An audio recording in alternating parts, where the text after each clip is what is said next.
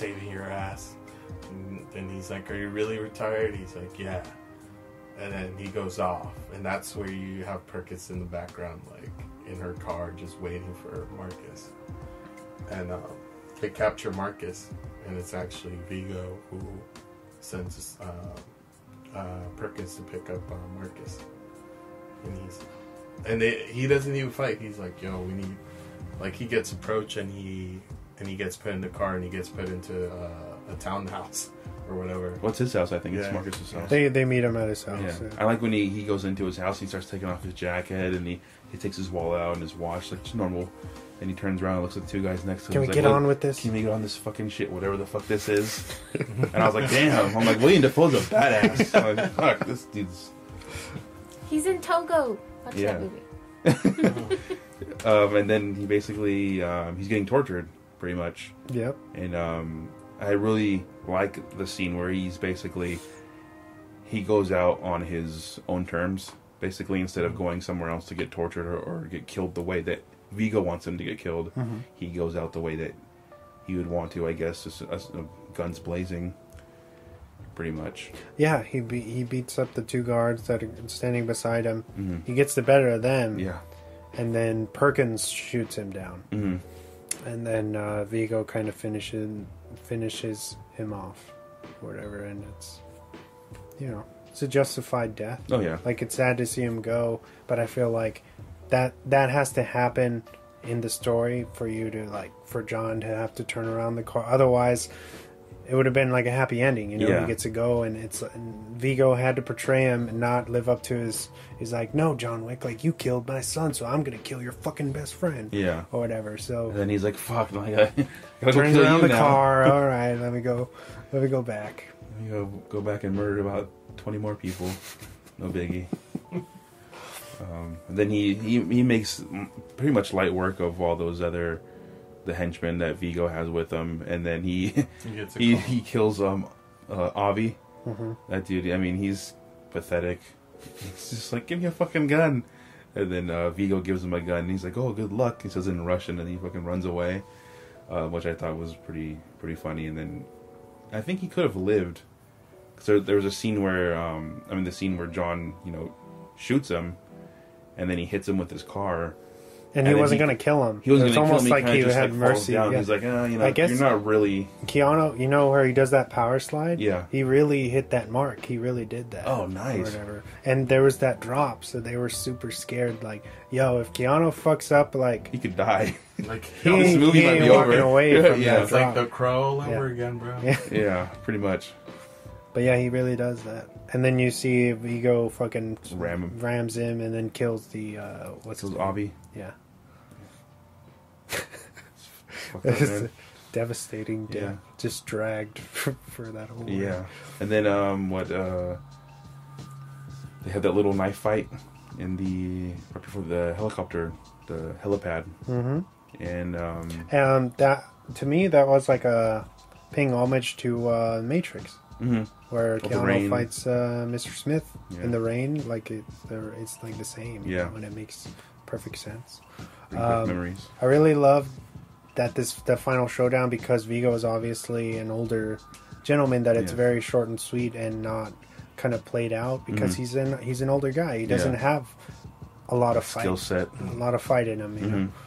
So, and you can tell John is already tired. Oh yeah, he's like beat. Because I guess the director's cut for the first one was over 2 hours. It's like 2 hours and 20 minutes. Oh wow.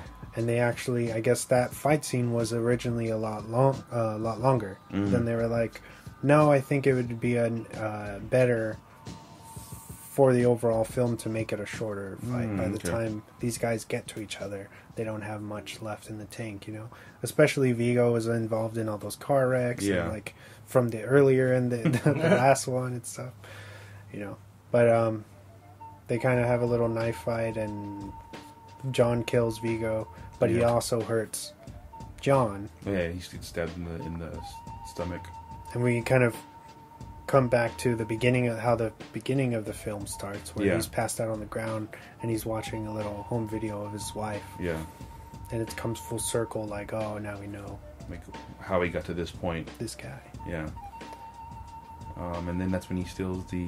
He the breaks pitbull. into He steals dog. Good Now dog. he gets like I think like rubbing alcohol or something put on. And then he his ear. staples the his cut. His cut. Stitch it. And then you just hear a dog just like kind of crying. That's when he picks up the The pit little bull. pity. Mm-hmm. I was like, ooh, okay. Come on. That also was like purposeful. A pit bull. Taking the I pit feel, bull, yeah. You know. And he just like walks out. And he goes back to the Continental. Like, oh, I want to check out. He talks to Winston about it. That's the end of the movie, right? Pretty much, right? Yeah. That was John Wick, chapter 1. I got some Swan facts for this one. Yeah, let's do before it. we get into.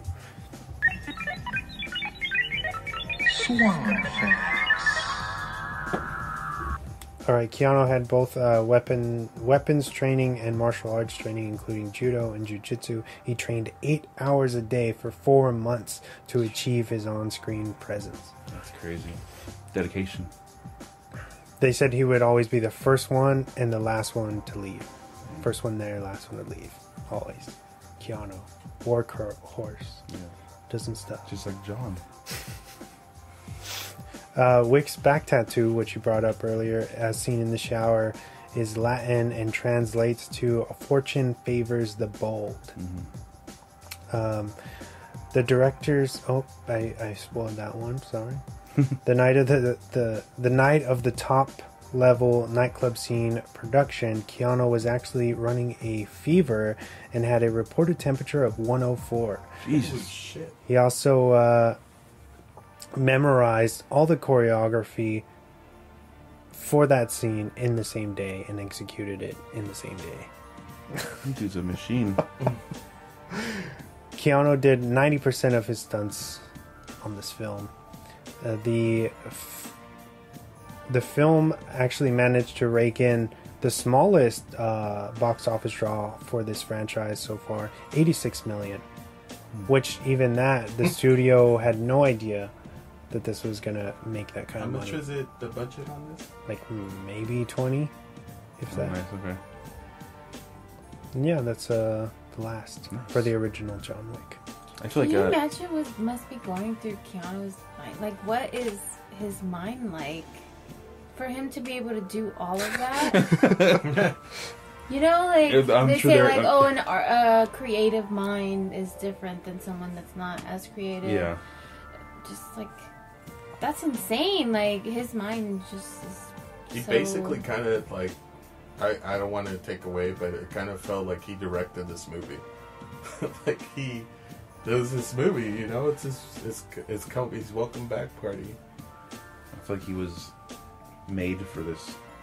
Yeah. This character, this franchise that he's. Yeah, besides his Still like building on. martial arts, a couple films he was doing, like Man of Tai Chi and Yeah. 47 Ronin, he really hadn't done anything like this. This really brought him back as far as like a Matrix level, Like back into stardom. stardom, Yeah, it was John Wick, and he's been writing it ever since. Yeah. He's in the goddamn SpongeBob movie. Toy Story 4. Oh Toy he's Story in fucking 4. Toy Story 4. Yeah. too.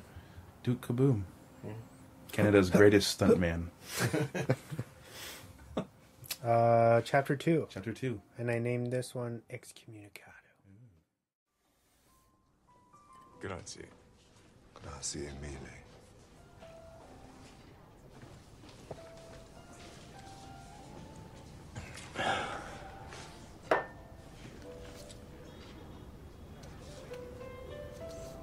I had a marker. Whose? Her brother.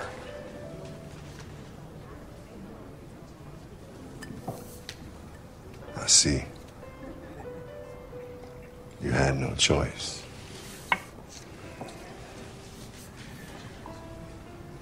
He wants her seat at the table. He'll get it now. Yeah. Yeah. So you're free.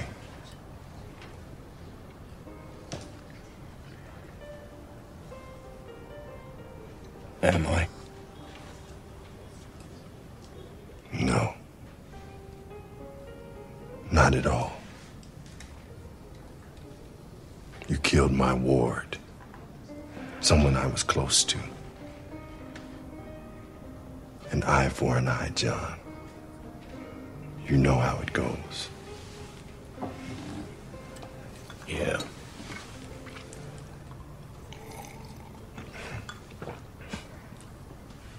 I'll make it quick. I promise. I appreciate that. I'll try and do the same.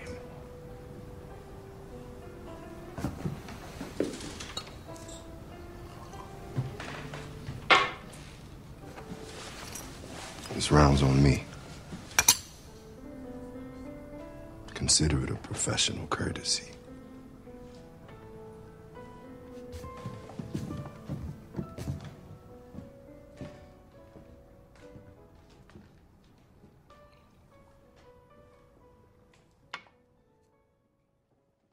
Directed again by Chad Stahelski. I guess the other, David Leitch. Although they were directed these together, there was something with the Film Actors Guild where they wouldn't allow them to both put like that they directed it together. Okay. So they put David Leitch only produced it, although he did co-direct it too, which is That's weird. This one was also written by Derek Kolstad, starring Common, Lawrence Fishburne, Ruby Rose, Ricardo Scamarcio, and Ian McShane, John Leguizamo once again, and of course Keanu Reeves. With the original creators backing the sequel, it feels genuine and achieves great success of stepping away from the more somber tone of the original. This actually takes place about a week after its predecessor. Chapter 2 dives deeper into the gritty underworld that John was forced to come back to, introducing both new and old characters and going even more gonzo with the action and body count. The story follows John retrieving his car from the events in the first film, then he is strong-armed into assassinating a woman on the high table, which turns out to be a setup leading John Wick into a city of ruthless killers looking to collect their bounty and his head. The film actually nearly doubled its profits from the standpoint of the original, making a whopping $171 million on a budget of $40. Nice. So they increased Wow. the budget. Increase the budget and increase the profit. Yep. That's insane. So what did you guys think of Chapter 2? This one I really do. I like how you're kind of immersed into this world further. You kind of get like a little taste of like the Continental, and I mean, at least for me, I was kind of like, oh, like what is the Continental like? How did it get there? And like what does it do really? And then you get kind of thrown into this more, and the door is kind of opening more into this world that we get to see in this in all of these films, the trilogy, and then probably the fourth one as well. The first one, they give you just a glimpse, because it kind of gives you like the run of the mill. Oh, this is just a revenge story set in New York. It's kind of like maybe you're going to be generic, Yeah. But then you slowly start realizing, oh no, they have this like their own culture going on, their own currency, Right. And that this Chapter 2 is really good at evolving everything and really showing you, hey, and stepping away from like the wife thing, and he's kind of how he's tossed back into this life, you know what I mean? And they say that in the first one, like like anybody who gets close to you is gonna die. Like you cannot live a normal life. This life haunts you and will haunt you for the end of your days. Well, one thing I really did like, I forgot to mention the first one, because it does the character does reoccur in the second one, but it's the policeman. When after he kills all those henchmen, he's like, "Hey, John, I got some complaints from the neighbors." He's like, "Hey, Jimmy." And he's like, you working again?" He's like, just entertaining or something. He's like, "Good night, Jimmy." And he's like, "All right, John." And he takes his hand off of his gun. He's like, "All right." He's like, "Have a good night." It's like he knows who he is and everything. And then, I mean, later on, you end up finding him. He comes back again just for that 2 seconds of a roll. He's like, "Hey, John."